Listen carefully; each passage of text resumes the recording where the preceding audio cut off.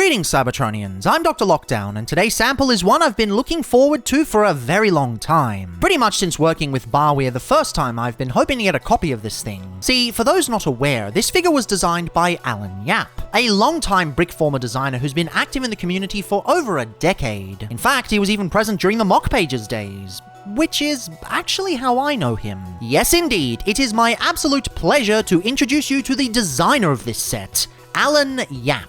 Hi everyone, I'm Alan Yap from Malaysia. Some of you might know me as Alan Yappy from YouTube. I'm the designer of this smoking Lambo V12 Vision Transformer. Well, first of all, thanks DrLockdown for your invite and giving me this opportunity to share my thoughts on this design of mine. I really liked the build of this figure. Maybe it's because the last few builds I've done have been absolute behemoths with the exception of Lego Bumblebee, but I really liked just being able to get it done quickly and easily. The instructions were clear and easy to understand, and it didn't require a billion pieces per step. They even had proper bag separation, though I still think the bags were a bit big. Nevertheless, a damn fine build. In some cases, even though using a single piece of Lego can do the job, I decided to use two pieces instead to achieve similar aesthetic outcomes. This is because two pieces provided better clutch strength compared to a single piece. A single bigger piece might have lesser clutch strength.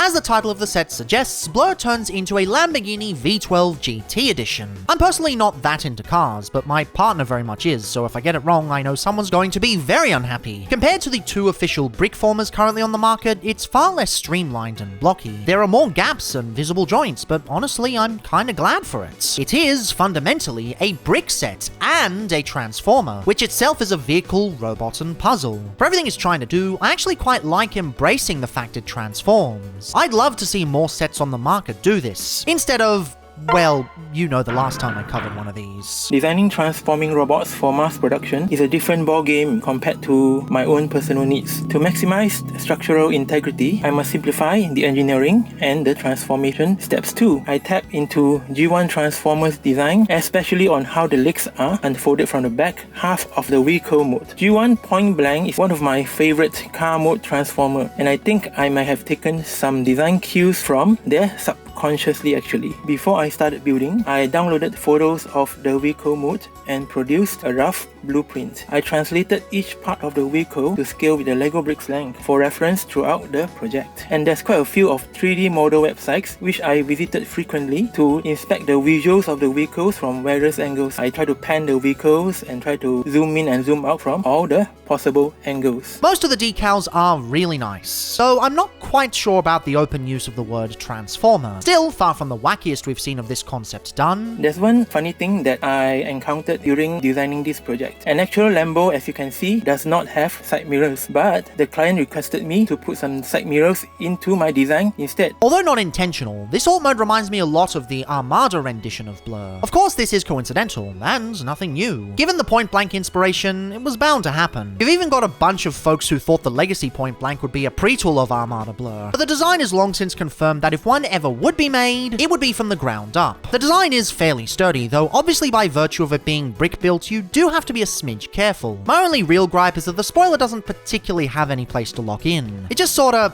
sits there. That's the only part that's a smidge of a shame. The transformation is quite enjoyable, though not without faults, with some of the bits being a smidge wibbly. It's easy enough to get through and does a really good job of outlining itself well. The Point Blank inspiration really shines through here, especially in the way the shoulders work. If I were to change anything, I'd probably make the waist and torso sections a little sturdier, especially the former. It's the biggest point of failure on the design, but even then, it's far from hateful. Every brickformer I've discussed on this channel has had similar situations. I'll just do what I always do and glue those parts in permanently. By complete accident, Blurr ends up being a wonderful celebration of both his G1 and Armada counterparts. It's very Classics-esque in its design, bringing the whole franchise together instead of just a single point, and I kinda love it for that. The detail and greebling on show is really delightful. A far cry from the other brickformers I've covered on this channel, but it still does really well. I really love how he's constructed out of bits of the alt mode. Maybe by necessity, necessity, as brickformers have to be far simpler, but still it's the kind of design I always love. The colors are also ace on this thing, blending multiple shades together in an almost movieverse style. This whole thing really brings different bits of the franchise to the same playing field and celebrates all the forms of inspiration. Even the articulation functions quite well. Official brickformers have oft been criticized for purposefully removing them due to corporate mandates, so seeing it all just function right off the bat is a wonderful sight. Part of that comes down to the size of the figure. It's a little smaller than you'd expect, but still a reasonable size. But that's just the thing, you don't have to make a brickformer massive. It can be a smaller size and not have to deal with weight issues. It still works very well. Actually, I plan to build a gun for the robot mode, but been asked for a sword instead by the client. If I actually build a gun, it probably will be integrated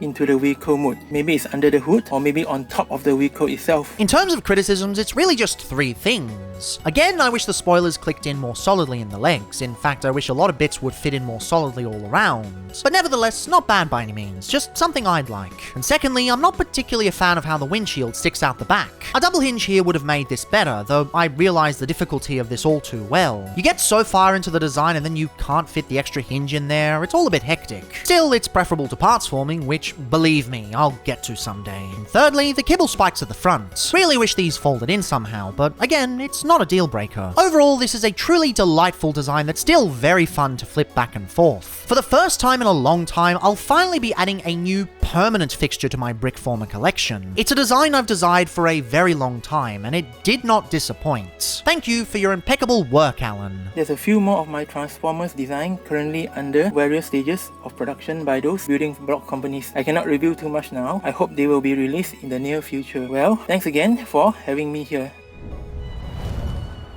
Big thanks once again to Barweer for providing this product sample. Of course, everything contained in the previous video was my own opinion, it wasn't influenced by external factors, but big thanks nonetheless. If you like what you see or want to grab one of their other items in their massive catalogue, make sure to check out the website in the description below. Anyway, that's it from me. Gonna go quiet a bit as I have a pretty big review in the works at the moment as well as some real life stuff, but until then, I guess I'll catch you later.